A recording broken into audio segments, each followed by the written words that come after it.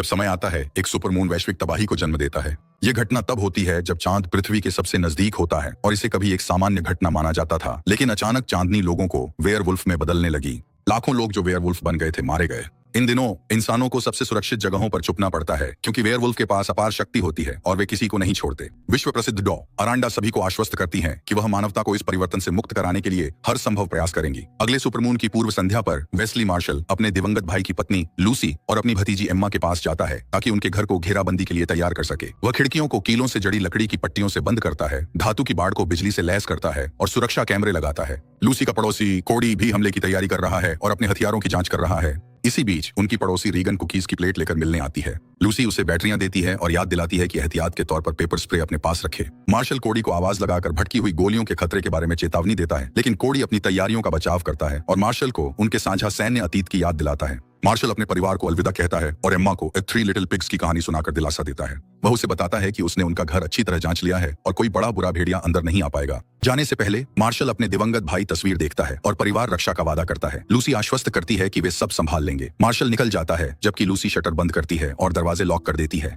इलाके भर में लोग अपने शेल्टर की जांच करते हैं, अपनी सुरक्षा तैयार करते हैं और एक लंबी डरावनी रात के लिए खुद को तैयार करते हैं। Marshal center for disease control and prevention पहुंचता है, जिसका नेतृत्व डॉ अरांडा कर रही है, जो एक आणविक जीव विज्ञानी है। मार्शल रैपिड रिस्पांस टीम का नेतृत्व करता है। डॉ अरांडा टीम का परिचय कराती है, जिसमें मार्शल के डिप्टी रेडक्लिफ और जीव विज्ञानी एमी चेन शामिल हैं। वैज्ञानिकों ने पता लगाया है कि सुपरमून के कारण डीएनए में तेजी से बदलाव होता है, जिससे लाइकेंथ्रोपी वेयरवुल्फ बनना शुरू हो जाता है। आज रात उन्हें एक नया एंटी वेयरवुल्फ सीरम टेस्ट करना है, परिवर्तन को रोक सके।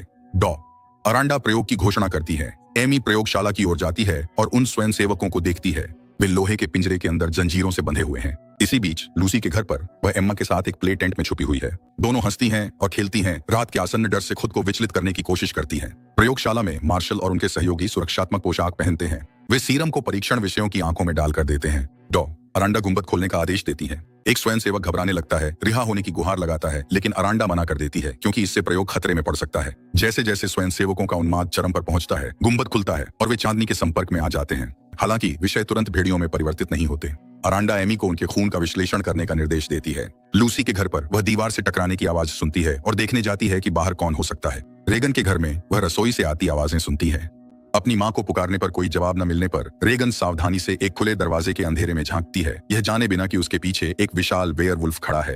लैब में डॉ अरांडा अंदर आती है जबकि मार्शल विषय के खून की जांच कर रहा होता है। वह एक अजीब चीज का पता लगाता है, अजीब परजीवी जैसा तत्व। अचानक परीक्षण विषयों में परिवर्तन शुरू हो जाता है। उनके शरीर भयानक रूप से मरोड़ने लगते हैं और वे लोहे की सलाखें तोड़ देते हैं, जिससे गुंबद के सहारे क्षतिग्रस्त हो जाते हैं। गुंबद पूरी तरह से बंद नहीं हो पाता, जिससे चांदनी इमारत के अंदर भर जाती है। डॉ अरांडा चांदनी के संपर्क में आ जाती है और सुरक्षात्मक सूट पहनने के बावजूद उनमें भी परिवर्तन शुरू हो जाता है। मार्शल अपनी बंदूक चलाकर वेयरवुल्फ्स को भगाता है और घायल रेडक्लिफ को बाहर घसीट ले जाता है। एमी समझ जाती है कि स्थिति पूरी तरह से नियंत्रण से बाहर हो गई है और वह लैब के कर्मचारियों से भागने का आग्रह करती है। यह स्पष्ट हो जाता है कि सीरम केवल अस्थायी रूप से परिवर्तन को टालता है, क्योंकि शैतानी कानों और मगरमच्छ जैसी जबड़ों वाले राक्षसी जीव लगातार फैलते जा रहे हैं। सैन्य बल वैज्ञानिकों को निकासी का आदेश देता है। एमी मार्शल को रेडक्लिफ को उठाने में मदद करती है। वे एक डरावनी हुआ सुनते हैं और मुश्किल से एक ऑफिस में छुप पाते हैं। तभी एक वेयरवुल्फ अंदर घुसने की कोशिश करता है। रेडक्लिफ की हालत और बिगड़ जाती है। इसी बीच कोडी बाहर से आती हुई हुआ सुनता है और अपनी राइफल तैयार करता है। लूसी निगरानी कैमरों में से एक पर एक वेयरवुल्फ को देखती है। कोडी आंगन में मौजूद वेयरवुल्फ पर गोली चलाता है, जबकि लूसी यह लड़ाई होते हुए देखती है। लैब में वापस रेडक्लिफ की मौत हो जाती है।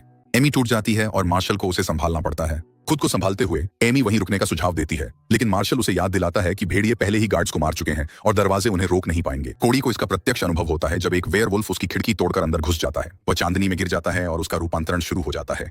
एमी और मार्शल प्राणियों से बचते हुए सुरक्षा कक्ष तक पहुंचते हैं। वे खुद को हथियारों से लैस करते हैं और सुरक्षात्मक सूट पहनते हैं। सीरम खुद को लगाते हुए वे सहमत होते हैं कि अगर कोई संक्रमित हो जाए तो वे एक दूसरे पर गोली नहीं चलाएंगे। दोनों एक वेयरवुल्फ से मुश्किल से बच निकलते हैं। एक वाहन पाकर वे केंद्र से तेजी से निकल जाते हैं। मार्शल को लूसी का फोन आता है, जो बताती है कि उसने भेड़ियों को कोडी के घर में घुसते हुए देखा है। उसी समय वह चीखें सुनती है और देखती है कि रीगन गेट पर है, अंदर आने की गुहार लगा रही है। मार्शल लूसी को गेट न खोलने का आदेश देता है, लेकिन वह हिचकिचाती है। जैसे ही लूसी पास जाती है, एक वेयरवुल्फ रीगन पर हमला कर देता है। कॉल तब कट जाती है जब मार्शल बस से टकरा जाता है। लूसी फूट फूट कर रोती है, क्योंकि रीगन को बाहर नोच नोच कर मार दिया जाता है। इसी बीच मार्शल और एमी जलती हुई कार से बच निकलते हैं और वेयरवुल्फ से भरे शहर में रास्ता बनाते हैं। इसी दौरान लूसी सुरक्षा कैमरों पर एक वेयरवुल्फ को देखती है और एक नल चालू कर देती है, जिससे वह प्राणी तेजाब में भीग जाता है। उसी समय एमी मार्शल से कहती है कि भेड़िए झुंड में रहते हैं और वे उनका पीछा करेंगे। वह उनके विकल्प बताती है, जीतना, भागना या मरना। मार्शल सलाह देता है कि जीत पर ध्यान केंद्रित करें। अचानक वे कई वेयरवुल्फ को कारों में खोज करते हुए देखते हैं। दोनों भेड़ियों के पास से चुपचाप निकल जाते हैं। एक तीसरा उन्हें घेर रहा है। एमी और मार्शल कार के नीचे छुपने में कामयाब हो जाते हैं। वेयरवुल्फ सीरम के कारण उनकी गंध नहीं पकड़ पाता और आगे बढ़ जाता है। जैसे ही वे बाहर निकलते हैं, उनकी घड़ियां उन्हें सूचित करती हैं कि सीरम का असर खत्म हो गया है और घड़ी की आवाज तुरंत वेयरवुल्फ का ध्यान आकर्षित कर लेती है। दोनों भागते हैं और मुश्किल से पकड़े जाने से बचते हैं। वे एक इमारत देखते हैं जिसकी धातु की दरवाजे बंद हो रहे हैं और वे समय रहते अंदर घुस जाते हैं। अंदर वे एक बच्चे की चीख सुनते हैं और किसी को इमारत के अंदर की ओर भागते हुए देखते हैं। आवाज का पीछा करते हुए एमी और मार्शल बच्चे को ढूंढते हैं, लेकिन उन्हें कोई नहीं मिलता। मार्शल को याद आता है कि बाजार की इस इमारत से उपनगरों तक जाने वाली सुरंगें हैं। अचानक एक नकाबपोश व्यक्ति एमी को बंधक बना लेता है। एक वैज्ञानिक जो लाइकेंथ्रोपी का इलाज खोजने पर काम कर रहा है, मुखौटा पहने व्यक्ति उन्हें जल्दी जाने की सलाह देता है, लेकिन सुरंग के बाहर तक उनका मार्गदर्शन करने के लिए राजी हो जाता है। उसके बाद वे अपनी किस्मत के खुद जिम्मेदार हैं। इसी बीच लूसी देखती है कि एक पूरा वेयरवुल्फ का झुंड उसके आंगन में घुस आता है। एमी और मार्शल सुरंग के रास्ते शहर के बाहर पहुंचते हैं, लेकिन वहां एक लोहे का गेट रास्ता रोक रहा है। जैसे ही मार्शल उसे उड़ाने की तैयारी करता है, एक वेयरवुल्फ ऊपर से नीचे कूदता है। मार्शल उस पर गोली चलाता है, लेकिन वह प्राणी उन पर झपट पड़ता है और गेट को तोड़ देता है। जैसे ही एमी खुद को संभालती है, मार्शल टूटी हुई गेट के एक टुकड़े से उस जानवर को मार देता है। वे आगे बढ़ते हैं, लेकिन जैसे ही एमी एक दरवाजा खोलने की कोशिश करती है, मार्शल उसे रोक देता है। वह दरवाजा चांदनी में नहाया हुआ है। उसके पास अभी भी कुछ सीरम बचा है, लेकिन वह ज्यादा गर्म हो गया है और अब असरदार नहीं रहेगा। फेंकी हुई तिरपाल के टुकड़ों का इस्तेमाल कर वे दौड़कर सबसे नजदीकी दुकान तक पहुंचते हैं, जहां मार्शल सिरिंज को ठंडा करने के लिए फ्रिज में रख देता है। लूसी सुरक्षा कैमरों के जरिए वेयरवुल्फ्स पर नजर रखती रहती है, लेकिन एक एक करके कैमरे बंद होते जाते हैं। मार्शल खुद को साफ करने के लिए थोड़ा समय लेता है, जबकि एमी फ्रिज के पास आराम करती है। वह याद करती है कि कैसे पूर्णिमा कभी रोमांस और सपनों का समय हुआ करता था और अब वह सामान्य जीवन में लौटने की इच्छा करती है। हालांकि मार्शल भूल चुका है कि सामान्य जीवन कैसा होता है, क्योंकि उसने दुनिया भर में महामारियों से लड़ते हुए समय बिताया है। अब उसकी प्राथमिकता अपने दिवंगत भाई का परिवार है। सीरम आखिरकार सही तापमान पर पहुंच जाता है, लेकिन उसे बनाए रखने के लिए एमी थर्मस ढूंढने के लिए निकल जाती है। मार्शल एक लड़की को देखता है जो उसकी ओर पीठ किए खड़ी है।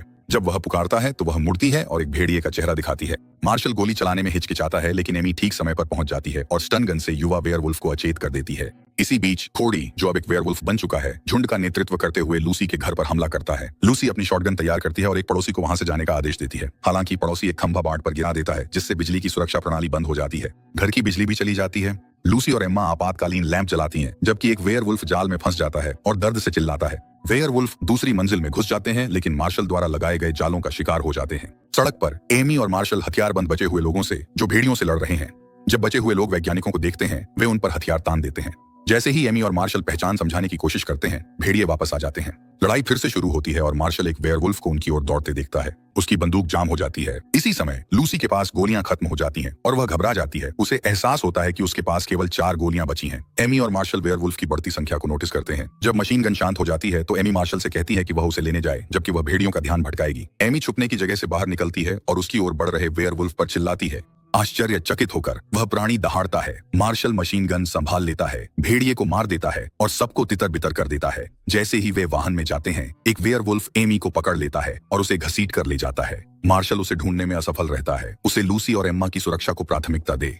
मार्शल लूसी के घर की ओर बढ़ता है, जबकि लूसी अपनी आखिरी गोलियां चला रही होती है। लूसी खुद को चाकू से लैस करती है और एम्मा को ज्वलनशील स्प्रे देती है। दोनों मरने मारने को तैयार हैं। वेयरवुल्फ घर की सुरक्षा तोड़कर पहली मंजिल पर धावा बोल देते हैं। माँ बेटी छुप जाती हैं, लेकिन एक वेयरवुल्फ उन्हें सूंघकर ढूंढ ही लेता है। बाहर मार्शल आ चुका है, जिससे प्राणी उसकी ओर आकर्षित हो गए। मार्शल तेजी से गाड़ी चलाता है, भेड़ियों को रौंदता निकलता है, लेकिन एक भेड़िया उसकी कार की छत पर कूद जाता है। अंदर लूसी और एम्मा चुप्पी पर खुश होती हैं, सोचती हैं कि सबसे बुरा समय गुजर गया। एक वेयरवुल्फ नर्सरी की दीवार तोड़कर अंदर घुस जाता है। प्राणी एम्मा पर झपटता है, लेकिन लूसी चाकू लेकर बीच में आ जाती है। वेयरवुल्फ उसे एक तरफ फेंक देता है और एम्मा उसे चाकू से मारती है। लूसी पास रखी कुल्हाड़ी उठाती है, प्राणी की पीठ पर वार करती है। मार्शल घर में प्रवेश करता है। कार से वेयरवुल्फ को दीवार में फंसा दिया। लूसी और एम्मा राहत से उसका स्वागत करती हैं, लेकिन वेयरवुल्फ खुद को छुड़ा लेता है। मार्शल एक कठिन फैसला लेता है। वह अपने परिवार को अलविदा कहता है और चांदनी में कदम रखता है। वह रूप बदलता है और कोड़ी से लड़ता है, जो अब एक विशाल वेयरवुल्फ बन चुका है। लूसी देखती है कि दोनों दरिंदे भिड़ते हैं और मार्शल जीतकर बाहर आता है, लेकिन अब पूरी तरह से एक राक्षस में बदल चुका है। लूसी एम्मा को एक अलमारी में छुपा देती है और मार्शल का सामना शॉटगन के साथ करती है। वह उससे विनती करती है कि वह अपनी मानवता और उनके प्यार को याद रखे। मार्शल दीवार तोड़कर अंदर आ जाता है। वह लूसी की ओर बढ़ता है, जो उसके भाई की एक फोटो दिखाती है। जैसे ही वह हमला करने की तैयारी करता है, सुबह हो जाती है और सूरज की किरणें अंदर आ जाती हैं। लूसी बंद खिड़कियों पर गोली चलाती है, जिससे और रोशनी अंदर आती है और मार्शल फिर से अपने इंसानी रूप में लौट आता है। यह फिल्म गहरे ड्रामा से ज्यादा एक मनोरंजक थ्रिलर है, लेकिन जो लोग वेयरवुल्फ और प्रलयकारी विषयों में रुचि रखते हैं, उनके लिए यह देखने लायक है।